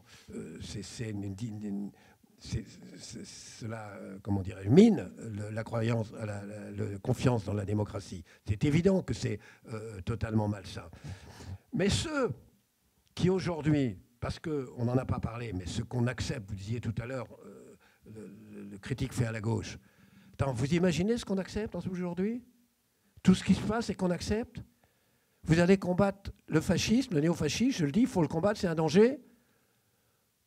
Et vous allez multiplier à gauche ou à l'extrême gauche des actions qui, hier, étaient la spécialité des néofascistes. Bien sûr, 6 février 1934. Vous vous attaquez aux députés, à eux, personnellement, à leur permanence, à leur logement. Vous empêchez des journaux de paraître. Vous coursez les gens au cinéma, vous les coursez à la messe. Vous les coursez au théâtre, dans le cadre du président de la République. Vous les coursez au théâtre, dans le cadre du président de la République. Vous envahissez un syndicat avec lequel vous n'êtes pas d'accord, vous menacez de mort, vous, etc. Et il n'y a pas un cri, il n'y a pas dans les journaux de gauche des manchettes en disant non, pas ça, c'est pas possible. Vous allez combattre le néofascisme demain, alors que vous faites ce que hier, on leur reprochait en disant l'énergie fasciste a encore frappé. L'énergie fasciste a encore frappé. Aujourd'hui, il ne frappe plus, c'est les autres qui frappent. Mais alors justement, vous ne croyez pas que c'est dramatique? C'est dramatique. Alors on vient peut-être à un des cœurs irradiants aussi de votre livre, et peut-être aussi d'ailleurs de votre inquiétude, parce que vous êtes plus inquiet que vous n'avez pu l'être dans des périodes antérieures de la vie de la Ve République. Cette tentation autoritaire, elle s'est incarnée l'an dernier dans un mouvement. On en pense qu'on veut, mais c'est le mouvement des Gilets jaunes, hein, dont les composantes, disons, autoritaristes, voire fascistoïdes, n'étaient pas négligeables, même si elles n'étaient pas forcément majoritaires, mais elles étaient importantes. Ce mouvement, il a été assez largement relayé par les médias, et le journal que vous avez fondé en 1997, Marianne, est devenu un des porte-voix du mouvement des Gilets jaunes. Si vous aviez continué à le diriger à ce moment-là, est-ce que vous auriez cherché à développer une position journalistique, on va dire, plus subtile? Non, mais ce que je pense, je l'ai écrit dans Marianne. J'ai écrit dans Marianne que je ne partageais pas leur enthousiasme sans recul. Personnellement, là, je vous prends comme témoin. Je vous prends pour témoin parce que vous l'avez vécu. Pratiquement, ce que portent et ce qu'ont porté les Gilets jaunes, je n'ai cessé de le dire. Je n'ai cessé de le dire. Par exemple, c'est incontestable. C'est incontestable. Enfin, on va dire les revendications sociales démocratiquement pas légitimes. dans tous les domaines, y compris contre la tendance que représente la règle du jeu, à la limite, je dirais, même en opposition à ce que veut dire. Par exemple, y compris en opposition au GRAC, s'il faut mettre des noms. Oui, par exemple, j'ai mis en garde sur la Constitution européenne. J'ai voté oui, mais qui est refusée par le peuple et qu'on fait passer subrepticement par le Parlement sans consulter le peuple. J'ai dit c'est dramatique. Les conséquences vont être terrifiantes de ça. Et quand Hollande et Sarko, à l'époque, avaient posé ensemble pour Paris Match, vous étiez de ceux qui disaient c'est catastrophique comme effet. Catastrophique. Voilà. Le scrutin électoral qui fait qu'avec 24% des voix, on a 60% des sièges, c'est catastrophique. Laisser même le petit commerce étranglé par une espèce d'impérialisme des grandes surfaces qui appartient au pouvoir financier, c'est catastrophique. Je pourrais vraiment, la France périphérique, vous laisser tomber. Vraiment, pratiquement tout. Et quelquefois, j'en ai pris plein la gueule pour le dire. Donc, j'aurais pu. Mais j'ai été voir. J'ai été entendre. Vous êtes un vrai populiste antifasciste. Non, mais j'ai été les entendre. Non, mais la première fois que je vais... Alors d'abord, je vais sur les ronds-points. D'abord, le premier rond-point où j'ai été, c'était à Châtillon-sur-Seine. Les types distribuaient un tract d'extrême gauche et le meneur, c'était le maire de la ville qui est à la droite de la droite. Déjà, j'ai vu une ambiguïté. Après, la convergence. Hein? La convergence. Oui, ce n'était pas un mec du Front National, mais c'était une convergence. Donc une convergence, après, oui. Et en effet, partout, il y avait une convergence. Après, il y a eu de moins en moins. C'était l'extrême gauche qui dominait. Mais à l'époque, c'était vraiment le péniste, mélanchoniste, ensemble, embrassons-nous Folleville, etc. Il y avait un rond-point où les slogans, c'était Macron PD. Un autre, c'était Macron va niquer ta vieille. Un troisième, il demandait la dissolution de la franc-maçonnerie. Quand j'étais à Paris, porte de la République, place de la République, les mecs, ils viennent me voir, oui, gilet jaune, ils m'entourent, disent, n'est-ce pas qu'il faut virer Macron et le gang Rothschild? Et ensuite, je vois des types passer avec une pancarte où il y a marqué à bas la dictature sioniste. Quelle dictature sioniste? Justement, mais ça m'a posé des problèmes. Et donc, vous établissez dans le livre, d'ailleurs, un parallèle dans lequel votre adversaire idéologique, Bernard-Henri Lévy, pourrait se reconnaître s'il le lisait. Vous dites, mais au fond, le Macron qui a dû s'affronter aux Gilets jaunes, par certains côtés, hein, ce qu'il s'est pris dans la figure comme injure, comme délégitimation, comme calomnie, etc., mais pire que ça, même souvent, ressemble à ce que Léon Blum, au moment du Front populaire, supportait de la part de la droite extrême. Même moi, qui, contrairement à ce que vous pensez, dites, ne suis pas vraiment partisan de la politique macronienne, mais en revanche, je suis un des rares personnes qui n'a pas une grande sympathie pour Léon Blum non plus. Mais n'empêche que les attaques contre Léon Blum, c'était quelque chose d'à vomir. Or, c'était exactement le même type d'attaque contre Macron, contre Léon Blum. Quand j'ai été voir les ronds-points, c'était très clair. Il était juif, il était franc-maçon, et il était homosexuel. C'était admis par tous les mecs qui manifestaient. Il y avait quelque chose, en effet, de malsain, d'ambigu et tout. Donc vous me diriez, qu'est-ce que j'aurais fait? Oui, j'aurais dit, le mouvement porte des choses qu'on a dites, des mouvements qu'il faut entendre, qu'il faut écouter, mais il les porte mal, il les porte de façon ambiguë, et il les porte souvent de façon malsaine. Alors Jean-François Kahn, vous êtes passionnant. J'aimerais évidemment qu'on dialogue dans un instant avec nos amis parce qu'il y aura plein de questions à vous poser sur votre livre et au-delà sur tous les thèmes que nous avons abordés, qui sont évidemment pour beaucoup abordés dans Droit dans le mur. Encore une toute petite question que je me posais en vous écoutant. On a parlé beaucoup des radicalisations de droite comme de gauche. Est-ce que vous avez le sentiment que dans la France insoumise, il y a des éléments, peut-être majoritaires aujourd'hui, qui se disent nos relais de croissance idéologique sont du côté d'une forme de lepénisation progressive de notre ligne? Alors, je ne suis pas d'accord, personnellement, avec la tendance, avec certaines tendances, à amalgamer extrême droite, extrême gauche, et disons néo-staliniste, néo-fasciste, c'est-à-dire communiste, fasciste, si vous voulez. Ça, je n'ai jamais accepté. Pour moi, les fascistes ont tué des millions de communistes et les communistes se sont sacrifiés par centaines de milliers pour combattre le fascisme. Ça, c'est fondamentalement. Mais n'empêche qu'on a vu en Italie, on a vu en Allemagne, on a vu des convergences qu'ils ont payé cher d'ailleurs, parce que c'est toujours eux, c'est plutôt les communistes ou les staliniens qui l'ont payé cher que les fascistes en l'occurrence. On a vu des convergences. Ce qu'il y a, c'est des convergences et des allers-retours. Vous savez, dans l'histoire, dans la Révolution française, on ne fait jamais cette remarque. Vous avez les Girondins qui étaient majoritaires à la Convention nationale. Girondins. On peut dire des sociodémocrates. Non, mais les Girondins, c'est les Gracques. Hein? Non, les Girondins, c'est les Gracques.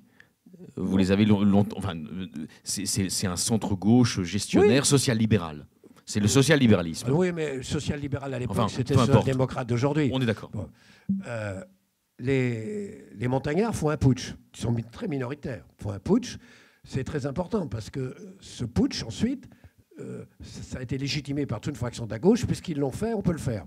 C'est pour ça que Lénine fait son putsch. Bon. Or, qu'est-ce qu'ils deviennent après? Et ça, je ne le lis nulle part. Les Girondins rescapés, il n'y en avait pas des masques, ils les ont tous guillotinés. Mais les Girondins rescapés, sous la monarchie, ont continué à défendre des idées de gauche libérale. Ils se sont battus héroïquement en défendant des gauches libérales. Les montagnards les plus extrémistes, beaucoup sont passés à l'extrême droite. Fouché, bonapartiste, s'est rallié à la monarchie. Tallien, bonapartiste, s'est rallié à la monarchie. Et surtout, vous avez un des plus extrémistes. Les plus extrémistes ont été tués par Robespierre, mais celui-là n'était pas tué. Il s'appelait Fréron. C'était vraiment un extrême gauche. Il est devenu le chef de nervis fascistes qui attaquait les républicains dans la rue et qui les tabassait. Donc ce qui fait la vraie ligne de démarcation, c'est le rapport à la violence. Oui, c'est que entre violents d'extrême gauche et violents d'extrême droite, on peut se rejoindre. Pas que la violence, c'est le non-respect de la démocratie. Oui, c'est ça. Quand vous acceptez de l'état de droit, de la démocratie. D'ailleurs, Bonaparte, qui déteste la Révolution, sauf Robespierre. Il a une fascination pour Robespierre. Ensuite, on retrouve ça en 1948. Il y a un mythe à gauche de la Révolution de juin 1948. Pas la magnifique Révolution de février 1948, mais les journées de juin 1948. Après Marx, il y a une fascination pour les journées de juin 1948. Il faut quand même savoir que les journées de juin 1948, qui étaient pour renverser un gouvernement républicain, élu, les monarchistes y participent, les bonapartistes y participent, l'extrême droite y participe, avec l'extrême gauche. Ça, on ne le dit jamais. Ensuite, vous avez dans la Commune la tendance blanquiste, un héros de la tendance blanquiste sous la Commune, qui est le type qui fait la lanterne, le journal La Lanterne. Il passe à l'extrême droite, il finit à l'Action française. Le type qui représente l'extrême gauche du Parti socialiste, il reproche à Jean Jaurès d'être un traître, d'être un réformiste odieux, etc., qui s'appelle Gustave Hervé. C'est lui qui appelle Pétain, qui passe à l'extrême gauche. Mais mieux que ça, en 24, 27, 28, le Parti communiste français sur une ligne extrêmement dure, extrêmement sectaire, qui rappelle un peu l'extrême gauche d'aujourd'hui. Classe contre classe. Et entre parenthèses, c'est Maurice Thorez qui les sort de ça. Classe contre classe. Le chef, ça fait Barbet. Il passe au fascisme. Le numéro 2 s'appelle Sellor. Il passe au fascisme. Le responsable de l'organisation s'appelle Marion. Il passe au fascisme. Et leur orateur principal s'appelle Doriot. Il passe au fascisme. Ça fait réfléchir. Ça fait réfléchir. Mais est-ce que vous croyez qu'au sein de la France insoumise, il y a des anticorps contre ça? Non, mais est-ce que... Il y en a 5. Il y a 5 élus. Il y a 5 élus de la France insoumise qui sont passés au Rassemblement national. On va finir par ça parce que c'est intéressant. Est-ce que l'empreinte maçonnique de la France insoumise peut les empêcher d'avoir ces passages vers l'extrême droite? Non, mais la France insoumise ne passera pas à l'extrême droite. De même que je vous dis, quelles que soient les compromissions qu'ont fait les communistes avec les fascistes, à la fin, ils ont été exterminés par les fascistes. C'est pour ça que je dis je ne ferai jamais la... Bon. Mais en revanche, il y a déjà 5 personnes... D'abord, beaucoup d'électeurs de la France insoumise voteront Le Pen, surtout si c'est contre Macron, vu que l'exécration de Macron. Il y a déjà 5 élus de la France insoumise qui sont passés à Le Pen et qui vont se présenter sur les listes Le Pen, et qu'en effet, on les a vus manifester ensemble sur les ronds-points. Merci beaucoup. On vous applaudit, Jean-François Kahn, pour cette conversation passionnante. Maintenant, elle se poursuit avec vous, parce que je suis sûr qu'il y a plein de questions qui ont été suscitées par vos propos, vos analyses, et on va tout de suite les prendre et essayer d'y répondre. Alors, il n'y en a pas tout de suite. Oui, alors non, on dit souvent, si vous voulez, ça c'est intéressant, continuons là-dessus, on dit souvent, oui, mais la France n'est pas l'Italie. Donc il y a une culture antifasciste dans l'extrême gauche française qui perdure, alors que dans l'extrême gauche italienne, elle s'est perdue depuis longtemps. Est-ce que vous pensez que c'est vrai ou est-ce qu'aujourd'hui, ce mur de sécurité n'existe plus vraiment? Que la France soit pas l'Italie, genre, c'est une phrase. Évidemment que la France n'est pas l'Italie. Si la France était l'Italie, elle s'appellerait l'Italie. Mais ça, c'est de la logique, oui. Ouais. Mais quand on dit la France n'est pas l'Italie, c'est une façon de dire ce qui se passe en Italie n'est pas possible en France. Mais ce qui passe partout est toujours possible partout. C'est une autre règle. Même ce qui se passe au Brésil est à la limite possible en France ou aux États-Unis. Enfin, les États-Unis, ce n'est pas un pays sous-développé qui a une tradition fascisante. Vous avez vu le mec qu'ils ont élu, c'est pas un fasciste, mais quand même, c'est gratiné. Oui. Et puis on sait aussi qu'en 1939, Charles Lindbergh a failli devenir le président des États-Unis sur une ligne pro-hitlérienne. J'ai dans ce livre, j'ai un chapitre, j'ai retrouvé... Enfin, j'ai retrouvé, non, je n'ai pas retrouvé, ça a été republié par des éditions, ça a été republié il y a un an. Un livre qui est paru aux États-Unis en 1946-47, deux sociologues de l'école d'Adorno, qui s'étaient réfugiés aux États-Unis, commandés par le Jewish Committee, une organisation juive américaine, pour étudier les mouvements fascistes américains pendant la guerre, qui ont été très puissants. Ils ont cessé d'être puissants quand l'Amérique est rentrée en guerre contre l'Allemagne. Mais jusqu'à ce moment-là, on n'imagine pas la force qu'avaient un certain nombre de mouvements fascistes aux États-Unis. Donc ils ont fait un livre, ils ont étudié le langage, le discours, les mots. C'est incroyable. Vous avez l'impression que c'est certains gilets jaunes d'aujourd'hui, ou de certains ce qu'on appelle à tort le populisme. Oui, ou un certain vous trouvez absolument tout, c'est frappant. C'est frappant. National-souverainisme, c'est un mot que vous acceptez ou c'est encore un écran? Non, ça ne veut rien dire. En plus, souverainiste, c'est respectable. On peut être contre souverainiste, on peut être européen souverainiste, mais il n'y a aucun jeu. D'abord, entre nous, moi, je vais vous dire, il y a deux positions respectables. C'est d'être favorable aux États-Unis d'Europe, c'est-à-dire de fédéraliste, ou d'être souverainiste. Entre les deux, c'est impossible. Est-ce que vous pensez... Allez-y, oui. Après, j'aurai une question à vous poser. Je voudrais faire une remarque. Vous avez parlé du... On vous entend. Vous avez parlé du grand capital à propos de la grande distribution. Je crois que Leclerc n'est pas vraiment du grand capital. Du capital financier. Oui, c'est ça. Mais Leclerc, pas le grand capital, le capital financier. Excusez-moi, mais Leclerc, ce n'est pas financier. Ma question, c'est, je n'ai pas eu le plaisir encore de lire votre livre, mais qu'est-ce qu'il faut faire pour ne pas aller droit dans le mur, si c'est possible? Qu'est-ce qu'il faut faire, Jean-François, pour ne pas aller droit dans le mur? Alors d'abord, votre question est bonne, parce que comme je le dis, il faut absolument se poser cette question. Il ne suffit pas de dire Macron salaud, le peuple aura ta peau tous les jours, ou je ne veux pas du face-à-face. Il faut dire qu'est-ce qu'il faut faire pour pas aller dans le mur.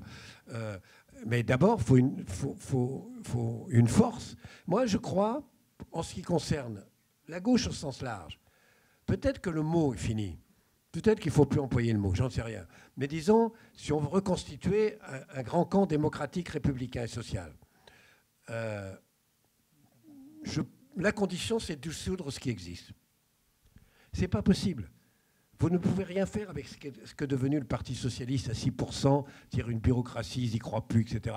C'est pas possible de faire quoi que... La République En Marche, c'est une bureaucratie aussi, hein. Oui, mais la République, ça n'a jamais existé. La République En Marche, sur le plan partisan, ça n'a jamais existé. Ça, c'est vrai.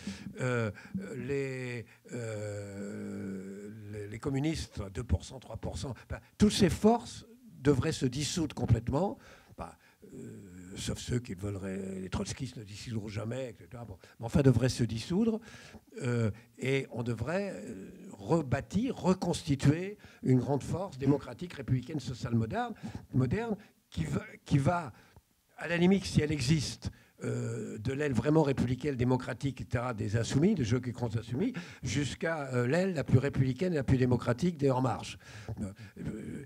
C'est la seule force qui peut être majoritaire, mais en partant de zéro, c'est-à-dire en remettant, pas en prenant les organisations et les empilant. Ça ne marchera pas. C'est réellement en dissolvant tout ça et en recréant une force neuve. Je ne vois, ça, c'est la condition politique. Ensuite, la condition idéologique, c'est qu'ensuite que ces gens-là travaillent en tenant compte de ce qui, dans la tradition de ce qu'est le mouvement démocratique républicain, ne marche plus, marche, les erreurs qui ont été commises, ce qu'il ne faut pas commettre, qu'est-ce que peut être aujourd'hui une politique de rupture. D'abord, ça passe, à mon avis, par une condition, c'est de bien faire la différence entre libéralisme et néolibéralisme. L'ennemi, de mon point de vue, c'est le néolibéralisme. Mais pour combattre le néolibéralisme, il faut intégrer les aspects les plus progressistes du libéralisme. Ça, pour moi, c'est vraiment c'est quoi les aspects les plus progressistes Quels sont les aspects les plus progressistes du libéralisme? La libre concurrence? La libre concurrence, de toute façon, dans le discours antilibéral, hein, il y a une arnaque extraordinaire. Maintenant, dans ceux qui vous disent contre le libéralisme, je refuse le libéralisme, surtout pas le libéralisme, que vous voulez nationaliser quoi? Vous demandez, vous voulez nationaliser quoi? Ils ne veulent plus rien nationaliser. Ils n'ont pas forcément tort, d'ailleurs, de rien voulu nationaliser, mais ils ne veulent plus rien nationaliser. Alors, non seulement ils ne veulent pas nationaliser les pharmacies, les bijouteries ou les boulangeries, mais ils ne veulent pas nationaliser non plus des entreprises, etc. Donc, c'est purement verbal, c'est purement logomachique. Il faut rompre avec cette logomachie. Évidemment que le libéralisme a apporté des choses positives. Et il faut l'intégrer. D'ailleurs, le libéralisme, c'est comme le socialisme. De la même façon qu'on ne peut pas réduire le socialisme à l'Union soviétique et au goulag, on ne peut pas réduire le libéralisme aux excès absolument insupportables du néo-capitaliste ou du ultra-capitaliste. C'est exactement la même chose. Et donc, il faut intégrer les aspects les plus positifs et de l'un et de l'autre dans une démarche absolument qui puisse réconcilier. Allez-y, monsieur. Oui, oui, monsieur Kahn, je pense que ceux qui vous suivent et vous lisent depuis moultes années vous reconnaissent, nul n'en disconviendra, le sens de la nuance. Or, vous avez, il y a quelques instants, évoqué ce qu'il est convenu d'appeler le mouvement des Gilets jaunes. Et, à mon sens, mais je me trompe peut-être, vous avez fait allusion à un certain nombre d'échanges que vous avez eus avec certains d'entre eux. Et je serais tenté de dire, c'est une formule aujourd'hui qu'on utilise habituellement, n'avez-vous pas essentialisé plus que de raison ce mouvement? Première question. Et j'ajouterais que d'autres auteurs, philosophes, peu importe, bien connus, dont l'un d'entre eux, je le dis en souriant, n'a pas odeur de sainteté dans cette maison, a commis à leur sujet un livre intitulé, je ne le citerai pas, vous l'avez reconnu, sauf erreur, La grandeur du petit peuple. Comment vous situez-vous, alors même que sur un certain nombre de points, vous n'êtes pas très éloigné de Michel Onfray, comment vous situez-vous par rapport est-ce que vous pouvez affiner votre regard sur les Gilets jaunes? Et enfin, dernière question, vous avez évoqué, entre guillemets, le macronisme. Est-ce que vous considérez avoir suffisamment pris en compte ce qu'on appelle habituellement la financiarisation qui est mise en place et qui a peut-être incité d'aucuns dans ce pays à manifester, conférer, et j'ai été déjà très long, le mouvement des retraites qui concerne bien des catégories de Français, et notamment des professions libérales, et l'une d'entre elles notamment. Merci beaucoup. Oui, mais vous avez raison, mais c'est toujours difficile pour moi, quand dans mon propos liminaire, de faire état de la financiarisation pour une raison tout bête, c'est que j'ai tellement dans mon existence combattu le néolibéralisme et la financiarisation que je finis par considérer que tout le monde sait quelle est ma position. Je n'arrive pas à concevoir que les gens ne savent pas que je me suis battu constamment, sans arrêt, contre les excès du néolibéralisme et les excès de la financiarisation. Financiarisation à condition de l'analyser, qui est de remplacer la production par la financiarisation, c'est-à-dire la production, entre autres, par la spéculation. De la même façon que j'essaie de dénoncer dans le néolibéralisme le côté justement profondément antilibéral, qu'est la monopolisation. Je me souviens, j'ai toujours pris un exemple, quand le groupe Vivendi et Hachette ont fusionné, ça voulait dire que toutes les librairies Hachette et les librairies Vivendi fusionnaient et que 55% de la littérature, 60% des dictionnaires et des encyclopédies, passaient sous le contrôle d'un même groupe. 75% des livres scolaires passaient dans le coraux d'un même groupe. Je prenais toujours cet exemple en disant, d'abord, moi, je n'ai pas entendu beaucoup de gens de gauche dénoncer ça. Ça a été dénoncé. Vous savez par qui ça a été dénoncé? Par la Commission de Bruxelles. Au nom du libéralisme. Mais je n'ai pas entendu beaucoup, parce qu'il ne fallait pas être mal avec Hachette, surtout pas être mal avec votre rencontre. Et les journaux Hachette. Et donc, ils n'ont pas beaucoup dénoncé. Mais c'était effrayant. C'était effrayant. Et c'était la négation même du libéralisme. Et je me souviens avoir utilisé très souvent ce terme. J'ai dit, savez-vous ce que c'est que le néolibéralisme? C'est la reconstitution du communisme, mais sur une base privatisée. J'ai souvent utilisé cette phrase, là. Pour ce qui est de l'essentialisation, je ne crois pas que j'essentialise les gilets jaunes pour une raison tout bête, c'est que je considère que ça n'existe pas. Les gilets jaunes n'existent pas? Non, je pense que ça n'existe pas. Quand vous parlez des chemises rouges de Garibaldi, derrière les chemises rouges, on sait, c'est le mouvement Garibaldi, c'est une idéologie. Quand on parlait des chemises noires, derrière les chemises noires, on sait, il y a une idéologie. Ce n'est qu'une façon d'habiller une idéologie. Là, les gilets jaunes, ce n'est pas une façon d'habiller une idéologie, c'est l'habit qui a lui-même une idéologie. Et je ne crois pas à un mouvement dont l'idéologie est l'habit. Je crois à la possible d'un mouvement, pour le meilleur et pour le pire, dont l'habit couvre une idéologie, mais pas à un mouvement dont l'habit est une idéologie. Le résultat, c'est quand je me suis retrouvé à la télévision, confronté à les gilets jaunes, puisque de toute façon, on ne pouvait plus être à la télé sans être devant les gilets jaunes. Tous les débats, sans exception, du matin au soir, c'était face à des gilets jaunes. Eh bien, je me retrouvais face à des gilets jaunes.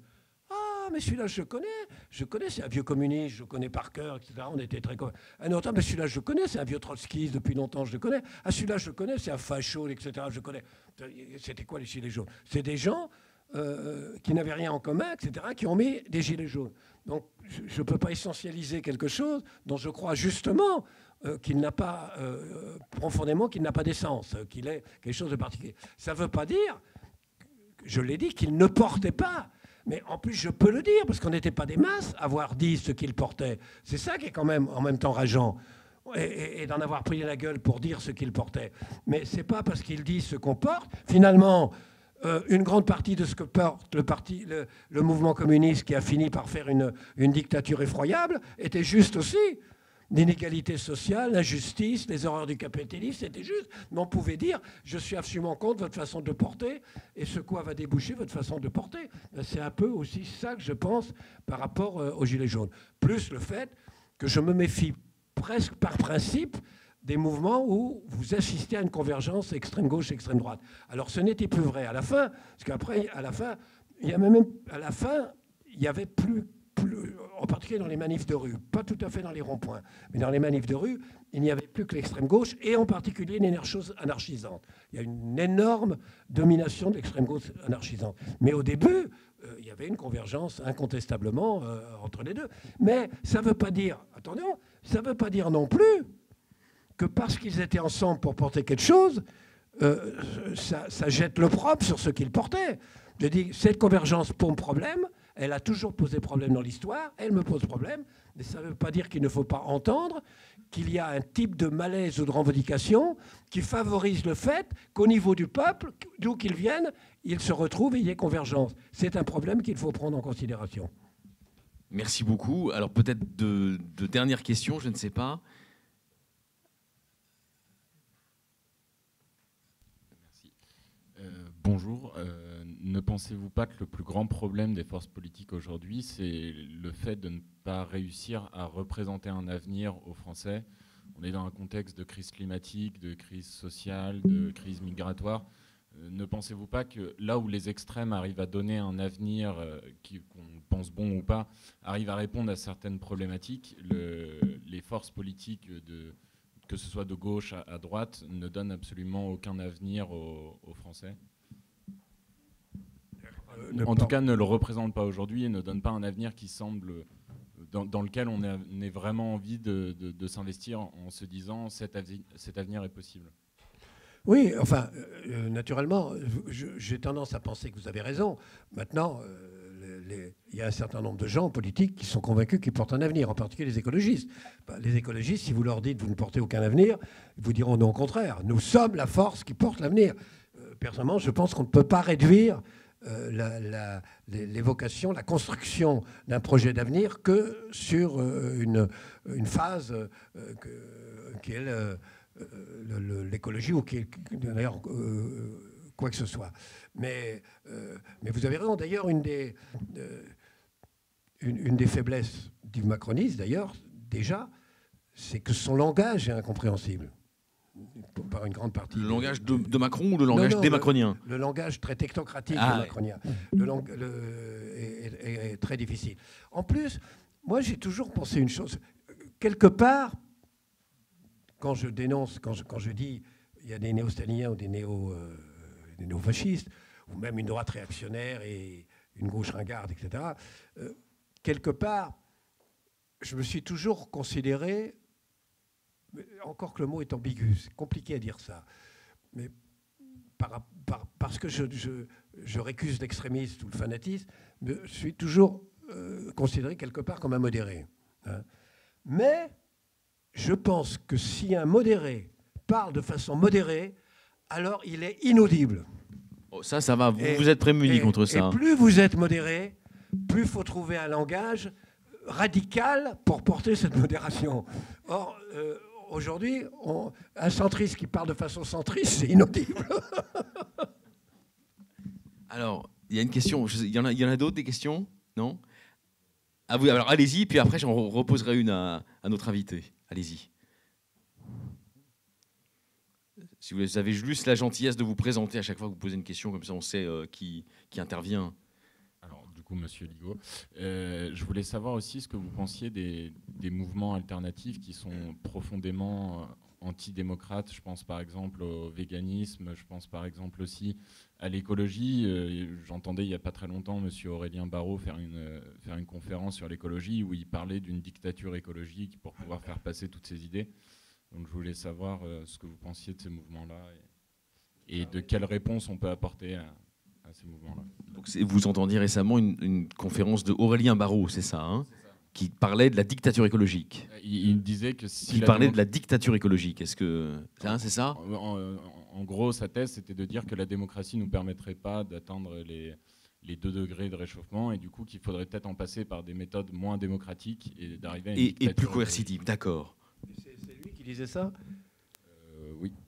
Mais moi, j'ai entendu, de toute façon, les écologistes. Alors, pour le coup, on entend de tout. Moi, un jour, j'ai participé à un travail où il y avait un ancien député écologiste, je ne sais pas comment il s'appelait. Alain Lipietz? Non. Non. Enfin, je ne sais plus son nom. Enfin, bref, il récusait ouvertement la démocratie. Il disait très ouvertement. Yves Cochet. Hein? Yves Cochet, non? Voilà, Yves Cochet. Il disait clairement, il faut prendre des décisions tellement dures, tellement impopulaires. Il est quasiment survivaliste, hein, Yves Cochet, désormais. Il faut récuser la démocratie. C'était tout à fait clair et nôtre.